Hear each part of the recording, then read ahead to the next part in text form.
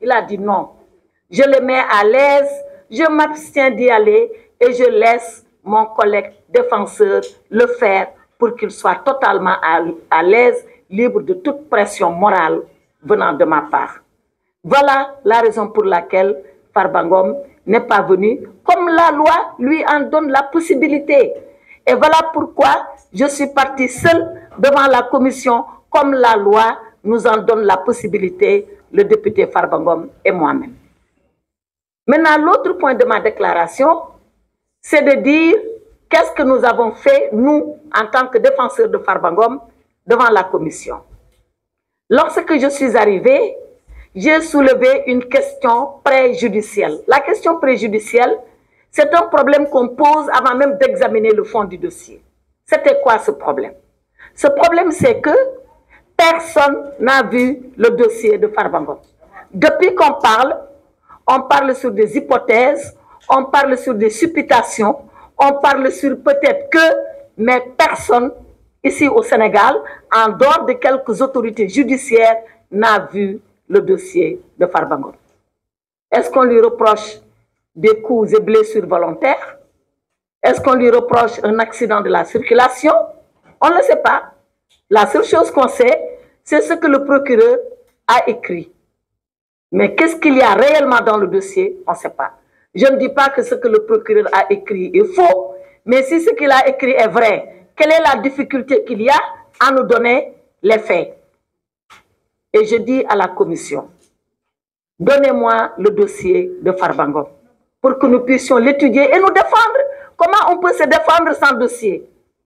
Et hier, j'ai adressé un courrier solennel au président de la commission pour lui dire, en ma qualité de défenseur, devant comparaître le lendemain, c'est-à-dire aujourd'hui, j'ai besoin de disposer des éléments de fait qui sont reprochés à Farba Ngom pour assurer sa défense. Et le président m'a répondu. Le président m'a répondu, et vous savez quoi, mesdames, messieurs les journalistes? Il m'a envoyé comme dossier les lettres de transmission qui ont été écrites entre les différents procureurs.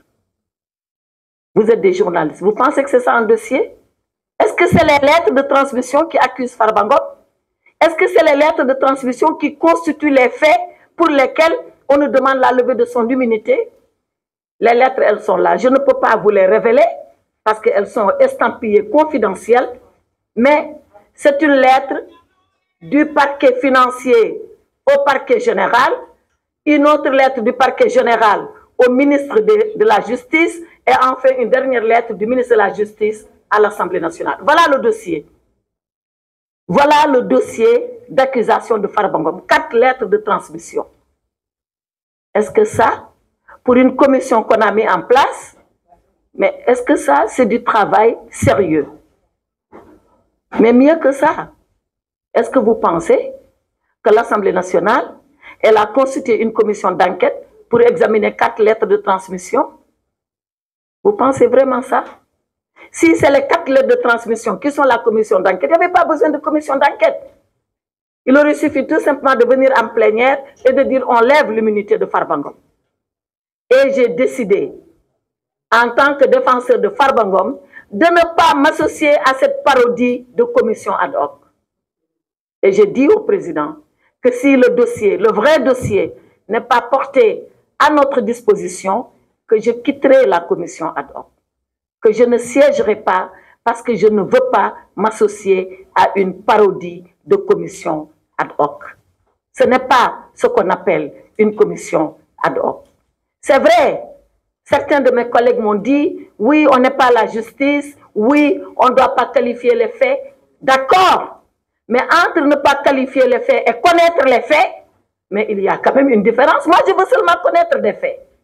C'est vrai qu'il appartient au parquet de les viser. Il appartient à un juge de les qualifier. Mais moi, il me revient le devoir de connaître ces faits-là.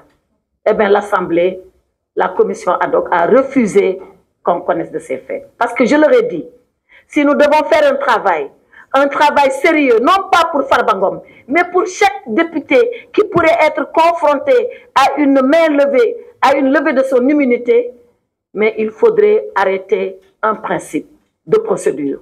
Le principe de procédure, c'est que la justice, qui est un pouvoir indépendant, mais qui n'est pas au-dessus de l'Assemblée nationale, qui est également un pouvoir qui est le pouvoir législatif, qui est un pouvoir fort, qui est un pouvoir indépendant, par respect pour ce pouvoir, par respect pour la séparation des pouvoirs, par respect pour l'autonomie du pouvoir législatif, le judiciaire devrait pouvoir dire aux députés, pour lever l'immunité de votre collègue, voilà au minimum les faits que je voudrais porter à votre connaissance. Mais pas 4 lettres de transmission pour faire un dossier ad hoc. Voilà pourquoi je n'ai pas voulu m'associer à cette commission ad hoc. Et voilà pourquoi, dans le fond, je n'ai pas défendu Farba Ngom parce que je n'ai pas les éléments me permettant de défendre Farba Ngom. Sur ces entrefaits, ils ont décidé qu'ils poursuivraient la procédure avec les 4 lettres de transmission, sans rien d'autre. J'ai quitté la salle et je les ai laissés libres à eux d'apprécier. Mais ce que je voulais dire, c'est que la levée de l'immunité parlementaire d'un député est un acte absolument grave. Absolument grave. C'est l'acte par lequel l'Assemblée nationale livre un de ses membres à la justice pour que la justice puisse enquêter. D'ailleurs, sans préjudicier de rien. Mais avant de procéder à cette livraison, l'Assemblée nationale doit au minimum avoir un minimum de contrôle et de retenue. Eh bien, c'est ça qu'on n'a pas eu aujourd'hui. Et nous considérons que cette Assemblée nationale est toujours à la remorque du gouvernement. Chaque fois que le gouvernement a demandé quelque chose, on s'est précipité sans analyse de répondre aux désirata du gouvernement. Rappelez-vous, on nous a dit qu'il faut supprimer le Haut Conseil des collectivités territoriales. On l'a fait dans l'urgence. On nous a dit qu'il faut supprimer le Conseil économique, social et environnemental. On l'a fait dans l'urgence. On nous a dit qu'il faut radier Barthélémy Diaz. On l'a fait dans l'urgence. On nous a dit qu'il faut radier le député Thierno Alissi. On l'a fait dans l'urgence. On nous a dit oui, il faut voter la loi de finances dans l'urgence en violant la loi sans débat. On l'a fait en violant la loi sans débat. Et aujourd'hui, on nous dit lever l'immunité parlementaire. Alors, c'est quoi être député au Sénégal? C'est quoi l'Assemblée nationale au Sénégal? C'est un bâtiment avec un drapeau qui flotte au-dessus et des députés qui répondent au gouvernement. Ce n'est pas l'idée, ni la conception, ni la définition qu'on se fait d'une vraie Assemblée nationale autonome, souveraine, dans le respect de la séparation des pouvoirs. Voilà toutes les raisons qui me font penser que cette législature, si elle n'est pas mal partie, elle n'est pas bien partie non plus. Et nous le déplorons. Voilà ce que je voulais dire à titre liminaire.